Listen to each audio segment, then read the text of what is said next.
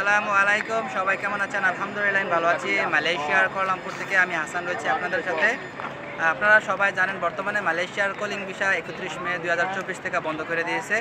তো এখন অনেকে রিক্রুটিং এজেন্সিগুলো ট্যুরিস্ট ভিসা পাঠাইতেছে। তো আমার 2022 সালে একটা ভিডিও আছে ট্যুরিস্ট ভিসা সম্পর্কে। ওই ভিডিওর ভিতরে আমি বলছিলাম যে যারা ভ্রমণ ভিসা বা ট্যুরিস্ট ভিসা মালয়েশিয়া আসবে তারা ভিসা লাগাইতে পারবে। কিন্তু বর্তমানে কিন্তু 2024 চলে। তা আপনারা অনেকে আমার আগের ভিডিওর ভিতরেই কমেন্ট করতেছেন, মোটামুটি আমার অনেকে গালিও দিতেছে, আবার অনেকে ভালো ভালো কিছু বলতেছে, খারাপ কিছু বলতেছে। তো আপনারা এটা দেখা উচিত যে ভিডিওটা কবের। তো আমি এই জন্য আবার নতুন একটা ভিডিও বানিয়ে দিচ্ছি। বর্তমানে মালয়েশিয়া 2023 সালে এবং 2024 সালে যারা মালয়েশিয়ায় ভ্রমণ বিষয় মানে ট্যুরিস্ট বিষয় আসছে তারা কেউ ভিসা লাগাইতে পারবে না। আপনার কাজ হলো আপনার আত্মীয় স্বজন যদি থাকে আপনার কাজ পাবেন, এটা হলো আলাদা হিসাব।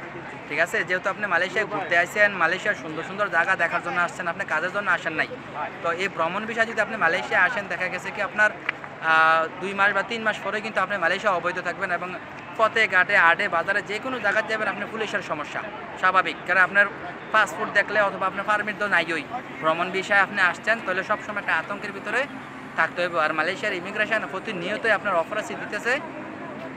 যদি অপরাধীতে পড়েন তো বালা মানুষেরই অনেক সমস্যা। আর আপনি যেহেতু ট্যুরিস্ট বিষয়ে আসছেন তাহলে কেমন সমস্যা হবে আপনি নিজেরা অবশ্যই চিন্তা ভাবনা করে আসবেন। রিক্রুটিং এজেন্সিরা টাকা দিয়েছেন কীভাবে দিয়েছেন, কী ডকুমেন্ট আছে, এইগুলো নিয়ে আমাদের প্রবাসী কল্যাণ মন্ত্রণালয়ে আপনারা অভিযোগ দেন। আমি গতদিন দেখছি যে মন্ত্রী বলতেছে যে যাদের ক্ষতিগ্রস্ত হয়েছে তারা যদি অভিযোগ দেয় তাহলে ব্যবস্থা গ্রহণ করবে। তো আপনি যদি আমাদের প্রশাসনের অভিযোগও না দেন যে আমি এত টাকা দিছি বা এমনি দিছি, যদি আপনি নাওই বলেন তো আপনার টাকা কে লয়ে দিব, ঠিক না? আর যদি আপনি নিজে লইতে পারেন তাহলে তো সবচেয়ে ভালো। আর যদি না পারেন তাহলে আমাদের প্রবাসী কল্যাণ মন্ত্রণালয় যে ঢাকা আছে ওইখানে যে অভিযোগ দিবেন যে আমি এই এজেন্সিরে এত টাকা দিছি এবং টাকার ডকুমেন্ট সহ এগুলো নেবেন। তো ট্যুরিস্ট ভিসা সম্পর্কে এই ছিল আমার তথ্য। ট্যুরিস্ট ভিসা আপনি আসতে পারবেন, এসে কাজও করতে পারবেন যদি মামা খালু থাকে।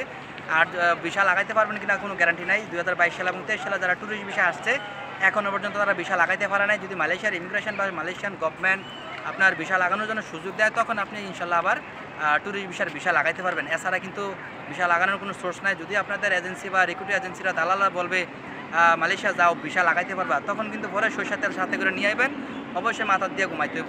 আর রুমের ভিতরে বাইরে হলে কিন্তু সমস্যা হইতেই পারে। বিপদ কখন আসে, পুলিশ ধরলে আপনি কোনো জামিন নাই। যারা অবৈধ আছে তারা কিন্তু একটা ডিসকাউন্ট আছে যে তারা কলিং বিষয় ঢুকা অবৈধ হয়েছে, আর আপনি কিন্তু ট্যুরিস্ট বিষয় ভ্রমণ বিষয় অবৈধ। তো এইগুলো মাথায় রেখে মালয়েশিয়া আসবেন। সবাই ভালো থাকবেন, সুস্থ থাকবেন। আর এটা হলো মালয়েশিয়ার খুবই একটা সুন্দর জায়গা। ওরাও ভাইয়া দেখাও বাতু ক্যাপ। আমি আছি এখন বাতু ক্যাপ, মালয়েশিয়ার হিন্দু ধর্মাবলম্বীদের সবচেয়ে গুরুত্বপূর্ণ একটা জায়গা ভারতের বাইরে। বাতু ক্যাপ খুবই সুন্দর। এটা হলো আপনার 42.7 মিটার এটার উচ্চতা এবং এটার ভিতরে 300 লিটারের স্বর্ণ আছে। আর এই পাশে যে সিঁড়ি এখানে আছে আপনার 272টা সিঁড়ি। আসবেন মালয়েশিয়া যারা আছেন তারা একবার ঘুরে যাবেন এবং যারা ভ্রমণ বিষয়ে আসবেন তারাও ঘুরবেন। সেলঙ্গরের গুম্বাক নামক স্থানে এটা অবস্থিত। সাংঘাই নদীর নাম অনুসারে এই বাতু ক্যাপ করে কুয়ালালামপুর থেকে 13 কিলোমিটার উত্তরে। ঠিক আছে, আপনারা গ্রাম দিয়ে আসতে পারবেন, আবার ট্রেন দিয়ে বাতু ক্যাপের ট্রেন আছে, এইভাবে আসতে পারবেন। ধন্যবাদ সবাইকে, ভালো ভিডিও শেয়ার করবেন। আসসালামু আলাইকুম।